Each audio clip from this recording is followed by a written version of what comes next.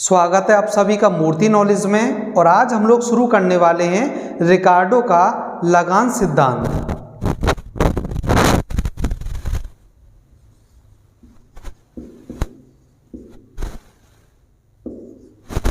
रिकार्डो का लगान सिद्धांत।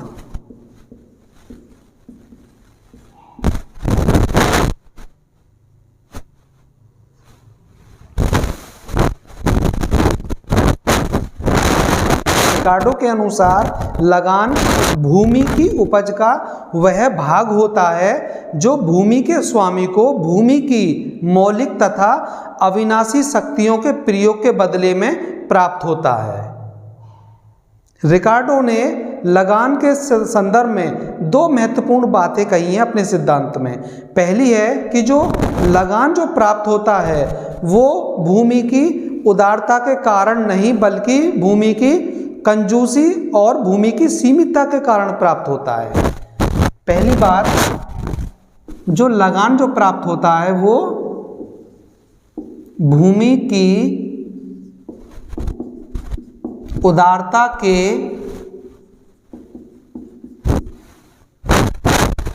कारण प्राप्त नहीं होता बल्कि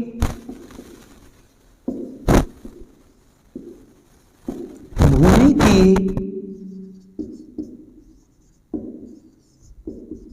कंजूसी और सीमितता के कारण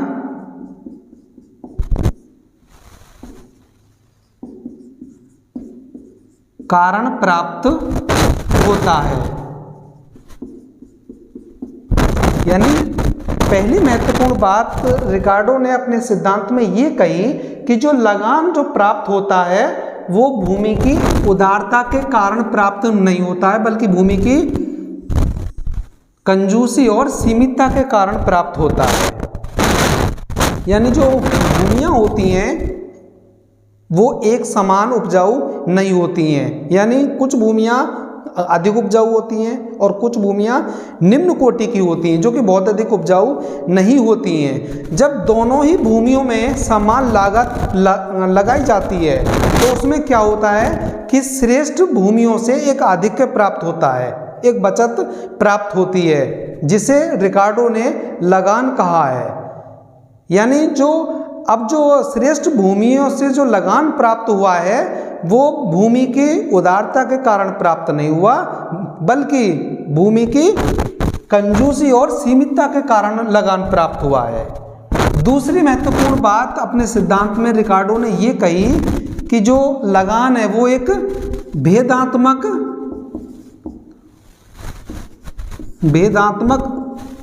बचत है।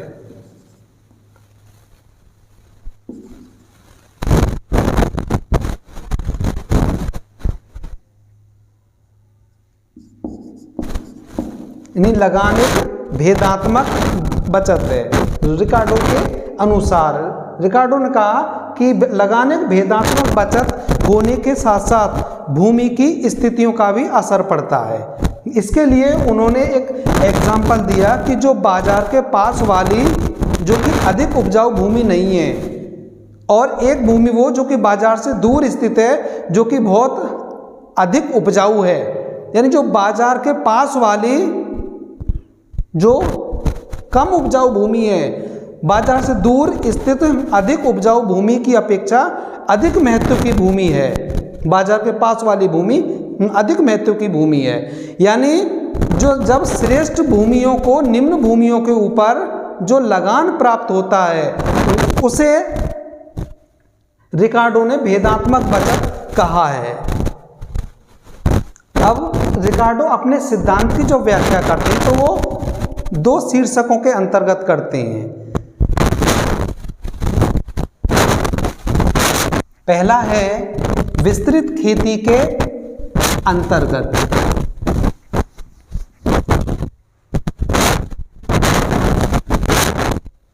यानी सिद्धांत की जो व्याख्या होती है वो दो बिंदुओं के अंतर्गत होती है। पहला है विस्तृत खेती के अंतर्गत, विस्तृत खेती के अंतर्गत लगान का अर्थ ये होता है कि जब समाज या राष्ट्र में बाहर से लोग आकर रहने लगते हैं तो वो सबसे पहले अपनी आवश्यकताओं को पूरा करने के लिए श्रेष्ठ भूमियों पर या श्रेष्ठ भूमियों के जो टुकड़े होते हैं उन पर खेती करना शुरू करते हैं और अपनी आवश्यकताओं की पूर्ति करते हैं जिस पर कोई लगान उत्पन्न नहीं होता है। फिर जब उस समाज या उस राष्ट्र में और लोग बाहर से आकर रहने लगते हैं तो वहाँ पर फिर जनसंख्या वृद्धि की स्थिति उत्पन्न हो जाती है और फिर आसानी से उन सभी लोगों की आवश्यकताएं पूरी नहीं हो पाती। फिर क्या होता है कि वो निम्न कोटि की भूमियों पर भी खेती करना प्रारंभ कर देते हैं, जैसे बी, सी, डी ग्रेड की जो निम्न किस्म की भूमियां होती हैं या जो सीमांत भूमियां होती हैं उन पर भी वो खेती करना शुरू कर देते हैं। और जब जब निम्न कोटि की भूमियों पर खेती करना शुरू किया जाता है वैसे वैसे फिर लगान का जन्म होने लगता है। इसे एक सारणी और चित्र के माध्यम से समझते हैं विस्तृत खेती के अंतर्गत लगान कैसे उत्पन्न होता है।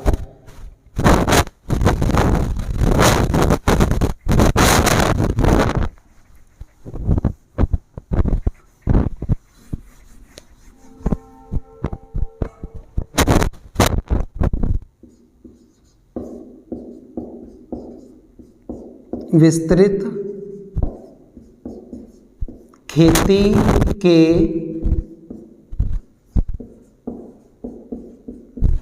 अंतर्गत लगान, यानी विस्तृत खेती के अंतर्गत लगान की जो उत्पत्ति होती है वो कैसे होती है। सबसे पहले हम एक सारणी बनाएंगे और सारणी की सहायता से फिर एक चित्र का निर्माण करते हैं। तो सारणी में सबसे पहले लेंगे हम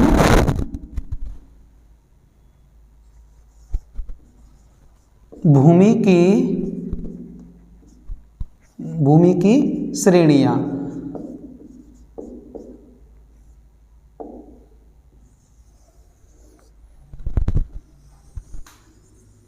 जो भूमि की जो श्रेणियां हैं वो ए, बी, सी और डी, यानी भूमियां 4 श्रेणियां होती हैं।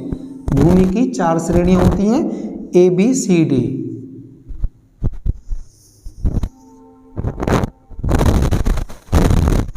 इस प्रकार से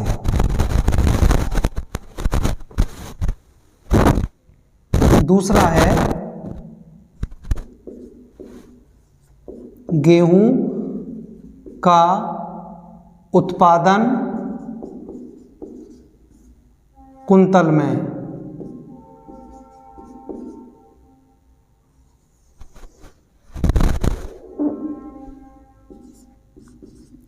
50, 40, 30, 20। फिर है कुल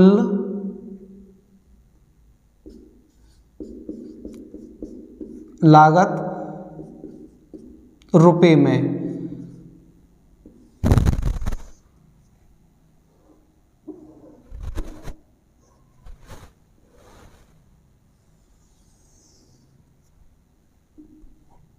यानी जो कुल लागत है वो रुपए में 500, 500 और ये 500 और ये भी 500। फिर है बाजार मूल्य प्रति कुंतल रुपए में,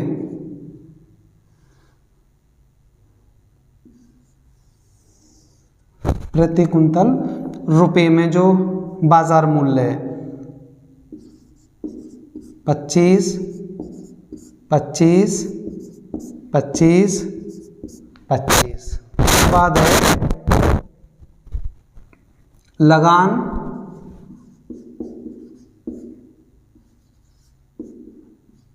कुंतल में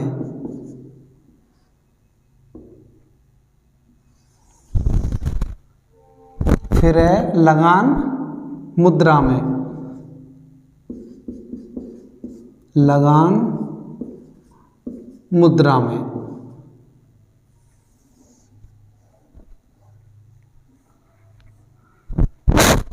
लगान जब कुंतल में हम लोग निकालेंगे तो वो निकलेगा इस तरीके से, 50 माइनस सबसे छोटी वाली संख्या 20 बराबर 30, फिर 40 माइनस 20 बराबर 20 कुंतल, फिर 30 माइनस 20 बराबर 10 कुंतल, फिर 20 माइनस 20 बराबर 0। यानी यहाँ पर कोई लगान प्राप्त नहीं हो रहा है क्योंकि ये डी किस्म की भूमि है, सबसे निम्न कोटि की भूमि है। इसके बाद जब लगान हम मुद्रा में निकालेंगे तो लगान मुद्रा में निकालेंगे 50 गुणा 25 बराबर, ये हो जाएगा 50 गुणा 25, 5 0 0 5 25 और 2 0 0 2 5 10, यानी 1250, 1250 माइनस 500 तो बराबर ये बचा 750। दूसरा जो वो है 40 गुणा 25 बराबर 40 गुणा 25, तो 5 0 0 5 चौक 20 गुणा 2 0 0 2 चौक 8 और 2 10,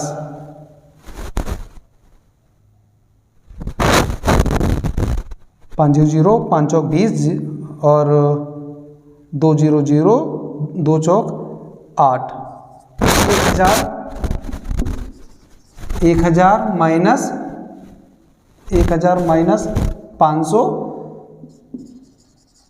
माइनस 500 बराबर 500।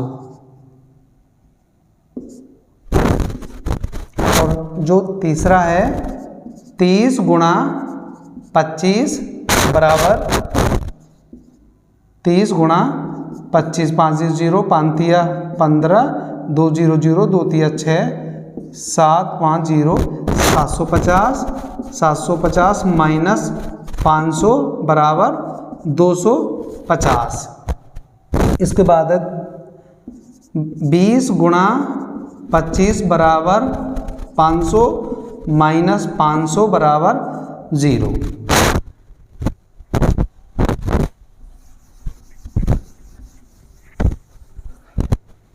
तो इस तरीके से हमने यहाँ पर लगान कुंतल में प्राप्त कर लिया और मुद्रा में। अब इस सारणी की सहायता से एक चित्र का निर्माण करते हैं हम लोग।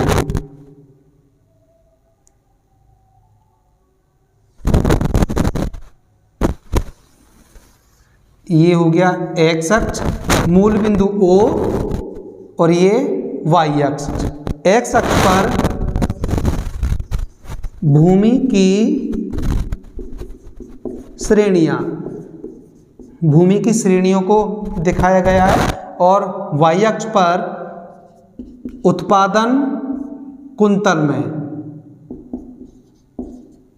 y अक्ष पर 5 10 15 20 25 30 35 40 45 और ये 50। तो इस तरीके से ये दिखाया गया है। अब इस सारणी की सहायता से अब हम चित्र का निर्माण करते हैं। पहली भूमि पर 50 कुंतल गेहूं का जो उत्पादन होता है उससे जो लगान वो 30 कुंतल लगान या फिर 750 मुद्रा के रूप में प्राप्त होती हैं। तो यहाँ से लेंगे 50 कुंतल लगान हो रहा है इस तरीके से, और ये 20 तक आ रहा है। तो यहाँ से ये ए ग्रेड की भूमि हो गई, ये ए ग्रेड की भूमि पर ये लगान प्राप्त हो रहा है हमें।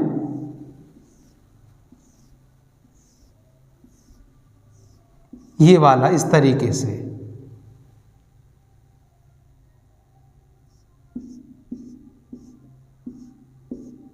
ये आप देख पा रहे हैं, तो ये लगान की स्थिति है ये वाली, और यहाँ पर 30 कुंतल लगान प्राप्त हो रहा है या 750 मुद्रा के रूप में प्राप्त हो रही है। दूसरी, जब भूमि पर खेती की जाती है तो वो 40 कुंतल उत्पादन के साथ हमें 20 कुंतल लगान या कहीं की मुद्रा के रूप में 500 रुपये प्राप्त होती हैं।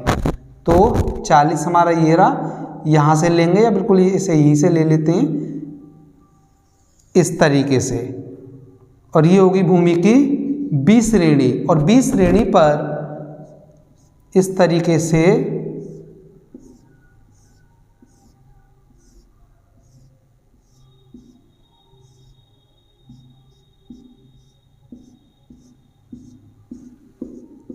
इस तरीके से यहाँ पर जो लगान प्राप्त हो रहा है वो 20 कुंतल लगान प्राप्त हो रहा है दूसरी भूमि पर, और जो तीसरी भूमि पर वो 30 कुंतल के साथ 10 कुंतल लगान या 250 रुपये मुद्रा के रूप में प्राप्त हो रहे हैं। तो ये 30 हमारा ये रहा, और इस तरीके से, और ये सी ग्रेड की भूमि है।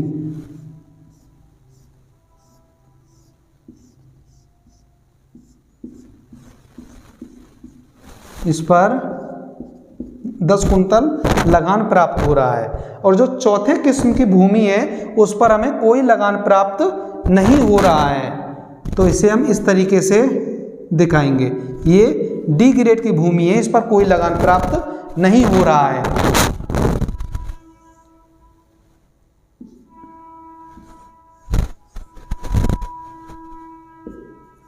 लगान, तो यहाँ पर लगान की प्राप्ति हो रही है, देख रहे हैं हम लोग इस तरीके से।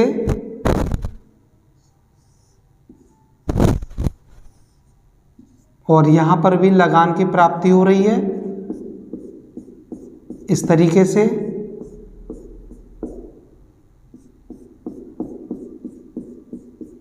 और जो तीसरी भूमि है उस पर भी लगान की प्राप्ति हो रही है।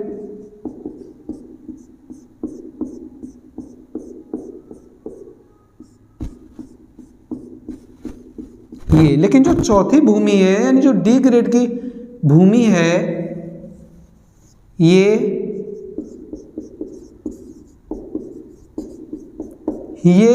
लगान रहित भूमि है या सीमांत भूमि है, इस पर कोई भी लगान प्राप्त नहीं हो रहा है। हम यहाँ पर देख रहे हैं कि जो डी ग्रेड की भूमि है उस पर यहाँ पर भी लगान जो मिल रहा है कुंतल में वो 20 वो 0, और यहाँ पर भी 0, यानी मुद्रा भी 0 के रूप में प्राप्त हो रही है, और उत्पाद जो लगान है वो कुंतल में 0 के रूप में। यानी जो डी ग्रेड की भूमि पर जब खेती की जाती है तो उससे कोई लगान प्राप्त नहीं होता है।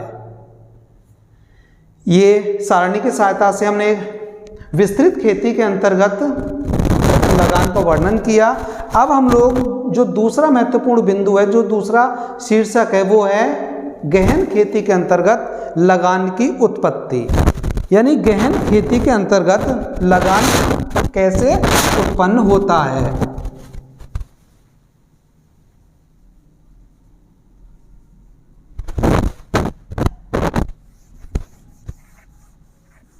गहन खेती के अंतर्गत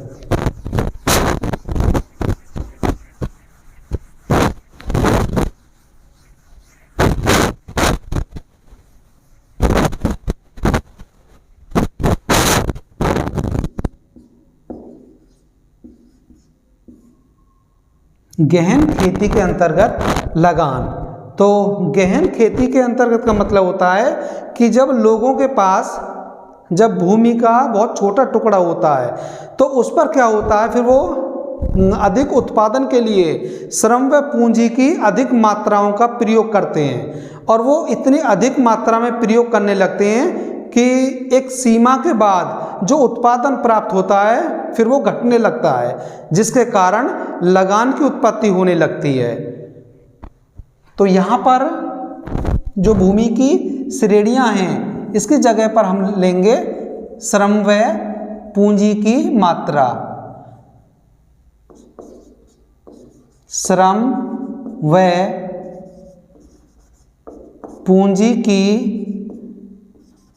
मात्राएं।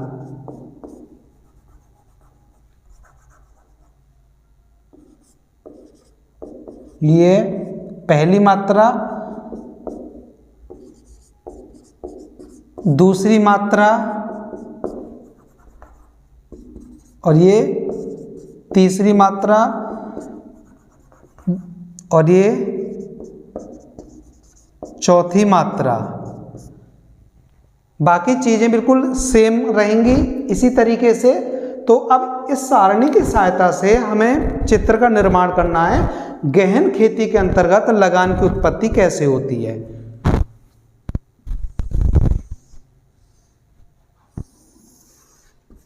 ये एक्स अक्ष मूल बिंदु O और ये वाई अक्ष।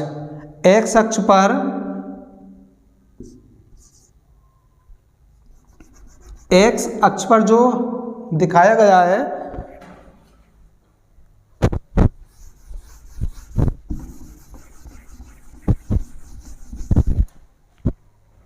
भूमि की श्रेणियां,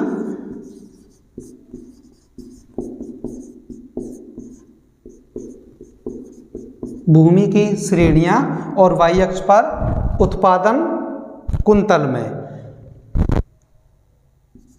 5, 10, 15, 20, 25, 30, 35, 40, 45 और ये 50।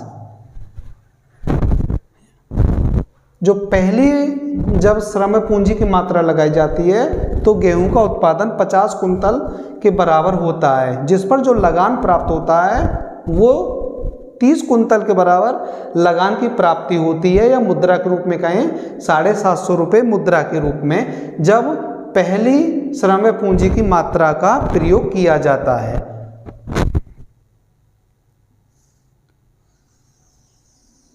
इस तरीके से 20 से हमने इसलिए लिया है क्योंकि यहाँ पर कोई लगान प्राप्त नहीं होता। ये भूमि नीचे वाली लगान रहित भूमियां हैं, तो यहाँ पर 30 के बराबर लगान प्राप्त हो रहा है।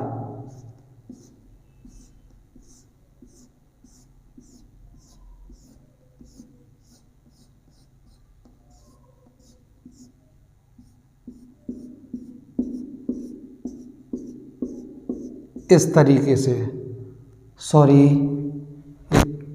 थोड़ा सा मिस्टेक हो गया यहाँ पर।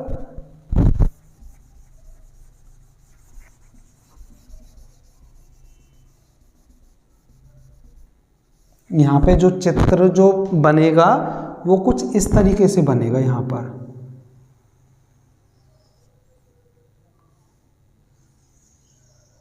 इस तरीके से,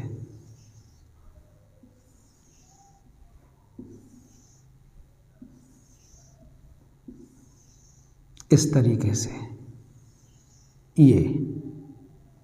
फिर जब दूसरी, ये होगी ए ग्रेड की भूमि, जब दूसरी बी ग्रेड की भूमि पर श्रम व पूंजी की दूसरी मात्रा लगाई जाती है तो गेहूं का 40 कुंतल के बराबर उत्पादन होता है, जो कि लगान है वो 20 कुंतल या 500 रुपये मुद्रा के रूप में प्राप्त होते हैं।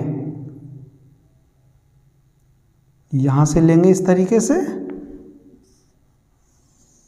ये।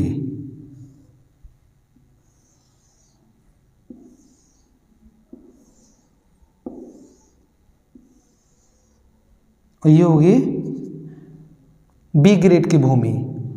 और जो जब तीसरी श्रम व पूंजी की मात्रा लगाई जाती है तो वहां पर 30 कुंतल गेहूं का उत्पादन होता है, जिसमें लगान 10 कुंतल या 250 रुपये मुद्रा के रूप में प्राप्त होते हैं।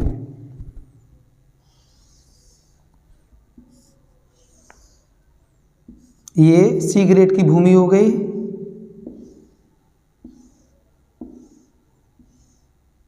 इस तरीके से फिर जब डी ग्रेड की भूमि पर जब खेती कार्य किया जाता है तो जब वहाँ पर चौथे श्रम व पूंजी की मात्राएं लगाई जाती हैं तो फिर क्या होता है, लगान बिल्कुल शून्य हो जाता है।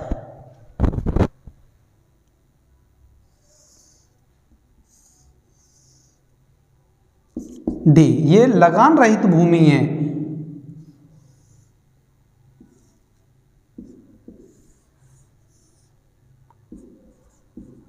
लगान जो मिल रहा है यहाँ पर जो पहली भूमि पर वो 30 कुंतल या हम कहें मुद्रा के रूप में 750 रुपये मिल रहे हैं।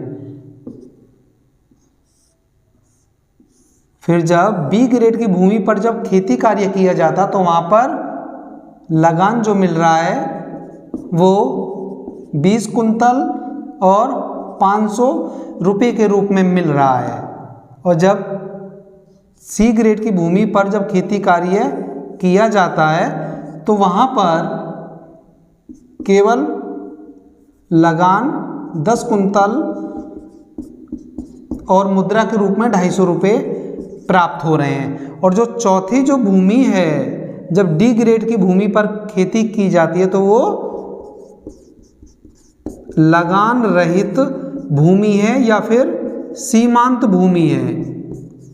सीमांत भूमि यानी इस डी ग्रेड की भूमि पर कोई भी लगान प्राप्त नहीं होता है, जैसा कि सारणी में दिखाया गया है, 0 और ये भी 0। तो ये था रिकार्डो का लगान सिद्धांत का